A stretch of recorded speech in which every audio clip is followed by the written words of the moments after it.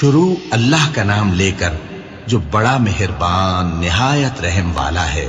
اور اے نبی، ان کو آدم کے دو بیٹوں حابیل اور قابیل کے حالات جو بالکل سچے ہیں پڑھ کر سنا دو کہ جب ان دونوں نے بارگاہ الہی میں ایک ایک نیاز پیش کی تو ایک کی نیاز تو قبول ہو گئی اور دوسرے کی قبول نہ ہوئی۔ تب قابیل حابیل سے کہنے لگا کہ میں تجھے قتل کر دوں گا۔ اس نے کہا کہ اللہ پرہیزگاروں ہی کی نیاز قبول فرمایا کرتا ہے، اگر تو مجھے قتل کرنے کے لیے مجھ پر ہاتھ چلائے گا تو میں تجھ کو قتل کرنے کے لیے تجھ پر ہاتھ نہیں چلاؤں گا۔ مجھے تو اللہ رب العالمین سے ڈر لگتا ہے، میں چاہتا ہوں کہ تو میرے گناہ کو بھی سمیٹ لے اور اپنے گناہ کو بھی، پھر تو اہل دوزخ میں سے ہو جائے، اور ظالموں کی یہی سزا ہے۔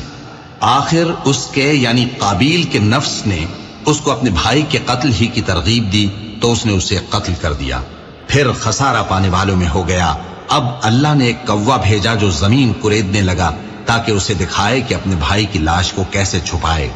کہنے لگا، ہائے کمبختی، مجھ سے اتنا بھی نہ ہو سکا کہ اس کوے جیسا ہی ہوتا کہ اپنے بھائی کی لاش چھپا دیتا۔ پھر وہ پشیمان ہو گیا۔